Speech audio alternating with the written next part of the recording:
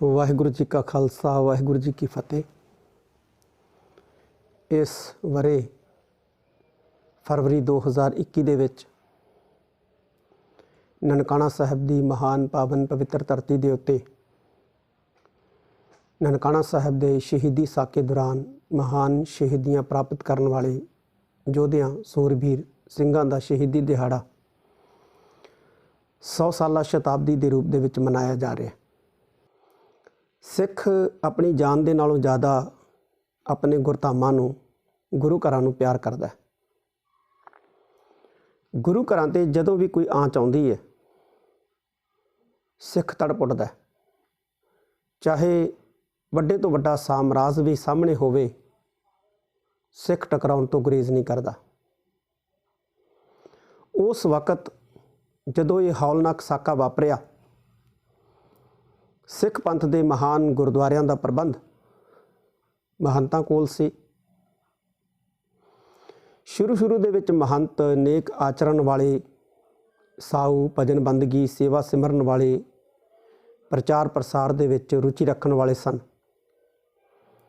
ਪਰ ਜਦੋਂ ਖਾਲਸਾ ਰਾਜ ਸਥਾਪਿਤ ਹੋਣ ਦੇ ਨਾਲ ਸਿੱਖ ਰਾਜਿਆਂ ਨੇ ਆਪਣਾ ਫਰਜ਼ ਸਮਝਦਿਆਂ ਗੁਰੂ ਘਰਾਂ ਦੇ ਨਾਮ ਜਾਇਦਾਦਾਂ ਲਵਾਈਆਂ, ਗੁਰੂ ਘਰਾਂ ਦੀ ਆਮਦਨ ਵਧੀ, ਤਾਂ ਉਸ ਵਕਤ ਜਿਹੜੇ ਨੇਕ ਸਾਊ ਭਜਨ ਬੰਦਗੀ ਵਾਲੇ ਮਹੰਤਾਂ ਦੇ ਜਿਹੜੇ ਵਾਰਸ ਸਨ, ਮਹੰਤ ਬਣੇ, ਉਹ ਭ੍ਰਿਸ਼ਟ ਹੋ ਗਏ, ਬੇਈਮਾਨ ਹੋ ਗਏ। ਉਹਨਾਂ ਨੂੰ ਸੰਗਤ ਦੀ ਮੁਤਾਜੀ ਨਾ ਰਹੀ, ਸੰਗਤ ਦਾ ਸਤਿਕਾਰ ਨਾ ਰਿਹਾ। ਉਹ ਗੁਰੂ ਘਰਾਂ ਨੂੰ ਆਪਣੀਆਂ ਨਿੱਜੀ ਜਾਇਦਾਦਾਂ ਸਮਝਣ ਲੱਗ ਪਏ।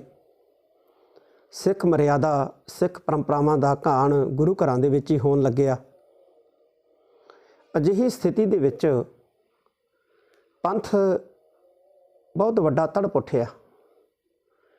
ਸਿੱਖ ਮਨਾਂ ਨੂੰ ਵੱਡੀ ਭਾਰੀ ਠੇਸ ਜਿਹੜੀ ਹੈ ਆਏ ਦਿਨ ਗੁਰੂ ਘਰਾਂ ਦੇ ਵਿੱਚ ਵਰਤਦੀਆਂ ਘਟਨਾਵਾਂ ਦੇ ਨਾਲ ਪਹੁੰਚਣ ਲੱਗ ਪਈ।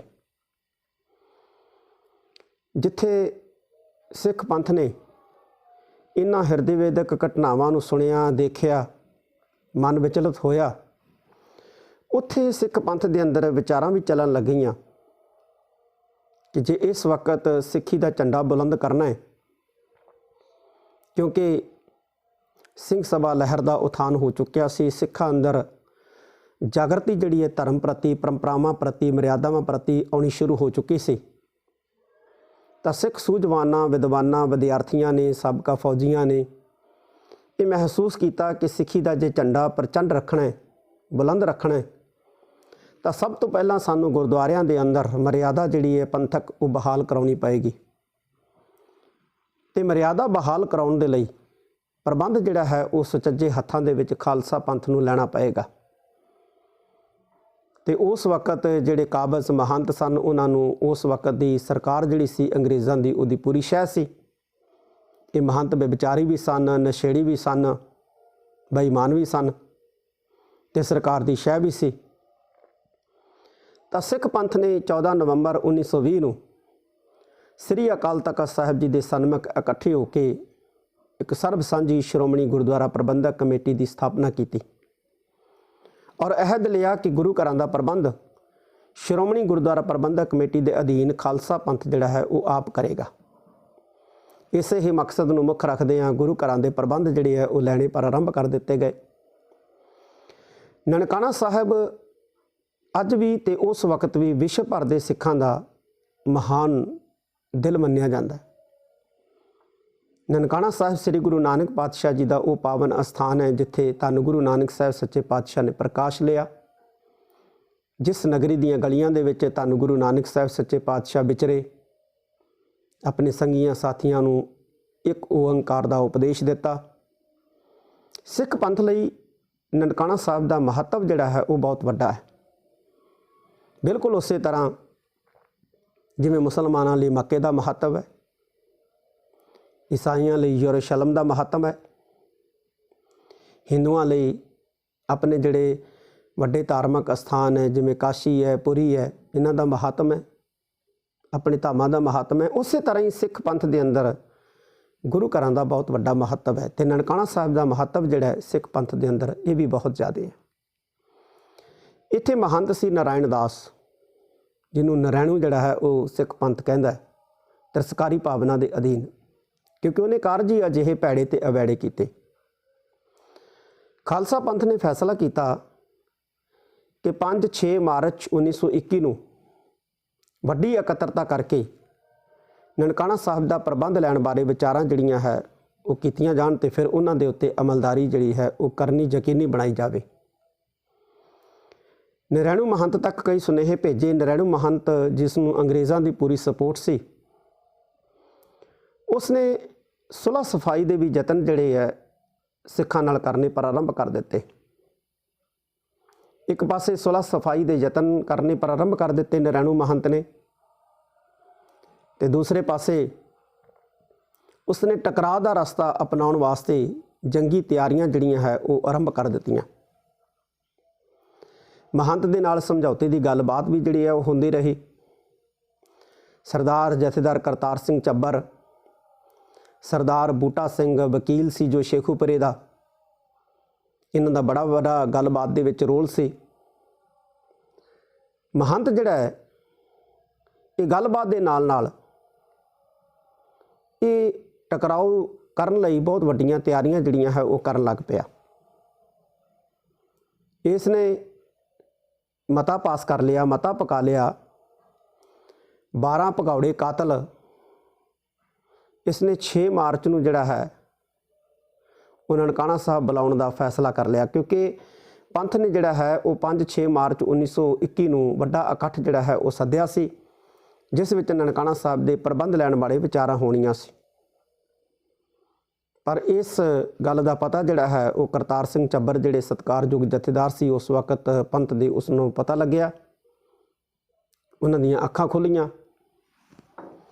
ਉਹਨਾਂ ਨੇ 20 ਫਰਵਰੀ ਨੂੰ ਹੀ 1921 ਦੇ ਵਿੱਚ ਨਨਕਾਣਾ ਸਾਹਿਬ 5-6 ਹਜ਼ਾਰ ਦਾ ਜੱਥਾ ਜਿਹੜਾ ਹੈ ਉਹ ਲੈ ਕੇ ਜਾਣ ਦਾ ਫੈਸਲਾ ਕਰ ਲਿਆ। ਚੂੜਕਾਨੇ ਦੇ ਸਥਾਨ ਦੇ ਉੱਤੇ ਪੰਥ ਨੇ ਵੱਡਾ ਇਕੱਠ ਕੀਤਾ। ਜਗ੍ਹਾ ਜਗ੍ਹਾ ਸੁਨੇਹੇ ਜਿਹੜੇ ਹੈ ਉਹ ਪਹੁੰਚਣੇ ਸ਼ੁਰੂ ਹੋ ਗਏ। ਕੁਝ ਸਿੰਘ ਜਿਹੜੇ ਹੈ ਉਹ ਪਹੁੰਚਣ ਦੇ ਵਿੱਚ ਕਾਮਯਾਬ ਹੋਏ ਤੇ ਨਰੈਣੂ ਮਹੰਤ ਨੇ ਜਿਹੜਾ ਹੈ ਇਹਨਾਂ ਦਾ ਮੁਕਾਬਲਾ ਕਰਨ ਵਾਸਤੇ ਪਹਾੜੇ ਦੇ ਗੁੰਡੇ, ਬਦਮਾਸ਼ ਆਦਿਕ ਜਿਹੜੇ ਆ ਉਹ ਬਹੁਤ ਵੱਡੀ ਗਿਣਤੀ ਦੇ ਵਿੱਚ ਬੁਲਾ ਰੱਖੇ ਸਨ। ਜਦੋਂ ਹੀ ਸਿੰਘਾਂ ਦਾ ਜਥਾ ਗੁਰਦੁਆਰਾ ਸ੍ਰੀ ਦਰਬਾਰ ਸਾਹਿਬ ਨਨਕਾਣਾ ਸਾਹਿਬ ਦੀ ਪਾਵਨ ਧਰਤੀ ਦੇ ਅੰਦਰ ਪੁੱਜਿਆ ਤੇ ਪ੍ਰਬੰਧ ਜਿਹੜਾ ਸੀ ਇਹਨਾਂ ਨੇ ਆਪਣੇ ਹੱਥਾਂ ਵਿੱਚ ਲਿਆ ਤੇ ਨਰੈਣੂ ਮਹੰਤ ਦੇ ਗੁੰਡਿਆਂ ਨੇ ਬੇਦਰਦੀ ਦੇ ਨਾਲ, ਬੇਰਹਿਮੀ ਦੇ ਨਾਲ ਇਹਨਾਂ ਸਿੰਘਾਂ ਦੇ ਉੱਤੇ ਜ਼ੋਰਦਾਰ ਜਿਹੜਾ ਸੀ ਉਹ ਹੱਲਾ ਬੋਲ ਦਿੱਤਾ। ਬੜੀ ਕਤਲੋਗਾਰਤ ਹੋਈ। ਇਸ ਕਤਲੋਗਾਰਤ ਦੇ ਵਿੱਚ ਸਰਦਾਰ ਲਛਮਣ ਸਿੰਘ ਧਾਰੋਵਾਲ ਇਹਨਾਂ ਨੂੰ ਮਾਰਿਆ ਗਿਆ, ਜੰਡ ਦੇ ਨਾਲ ਬੰਨ੍ਹ ਕੇ ਅੱਗ ਲਾ ਕੇ ਸ਼ਹੀਦ ਕੀਤਾ ਗਿਆ। ਬੜਾ ਵੱਡਾ ਹੌਲਨਾਕ ਸਾਕਾ ਜਿਹੜਾ ਹੈ ਇਸ ਸਥਾਨ ਦੇ ਉੱਤੇ ਵਰਤਿਆ, ਜਿਸ ਨੇ ਅੱਗੇ ਚੱਲ ਕੇ ਗੁਰਦੁਆਰਾ ਸੁਧਾਰ ਲਹਿਰ ਦੀ ਮਜ਼ਬੂਤੀ ਲਈ ਵੱਡਾ ਜਿਹੜਾ ਹੈ ਉਹ ਆਧਾਰ ਕਾਇਮ ਕੀਤਾ। ਇਸ ਸਾਕੇ ਦੇ ਨਾਲ ਸਿੱਖ ਪੰਥ ਦੇ ਅੰਦਰ ਪੂਰੀ ਤਰ੍ਹਾਂ ਖਲਬਲੀ ਮਚ ਗਈ। ਛੋਟੇ ਛੋਟੇ ਬੱਚਿਆਂ ਨੂੰ ਵੀ ਨਾ ਬਖਸ਼ਿਆ ਗਿਆ, ਬਜ਼ੁਰਗਾਂ ਨੂੰ, ਨੌਜਵਾਨਾਂ ਨੂੰ, ਜਿਹੜੇ ਨਨਕਾਣਾ ਸਾਹਿਬ ਸ੍ਰੀ ਦਰਬਾਰ ਸਾਹਿਬ ਜੀ ਦਾ ਪ੍ਰਬੰਧ ਲੈਣ ਵਾਸਤੇ ਗਏ ਸਨ, ਉਹਨਾਂ ਨੂੰ ਬੁਰੀ ਤਰ੍ਹਾਂ ਛਵੀਆਂ, ਤਲਵਾਰਾਂ, ਗੋਲੀਆਂ ਦੇ ਨਾਲ ਸ਼ਹੀਦ ਕੀਤਾ ਗਿਆ। ਅੱਜ ਵੀ ਸ੍ਰੀ ਦਰਬਾਰ ਸਾਹਿਬ ਨਨਕਾਣਾ ਸਾਹਿਬ ਦੇ ਅੰਦਰ ਉਹਨਾਂ ਗੋਲੀਆਂ ਦੇ ਨਿਸ਼ਾਨ ਜਿਹੜੇ ਆ ਉਹ ਦੇਖੇ ਜਾ ਸਕਦੇ ਆ। ਪਰ ਸਿੱਖਾਂ ਨੇ ਸ਼ਾਂਤੀ ਦੇ ਨਾਲ ਆਪਣੀਆਂ ਮਹਾਨ ਸ਼ਹਾਦਤਾਂ ਜਿਹੜੀਆਂ ਇਸ ਦਿਨ ਦਿੱਤੀਆਂ।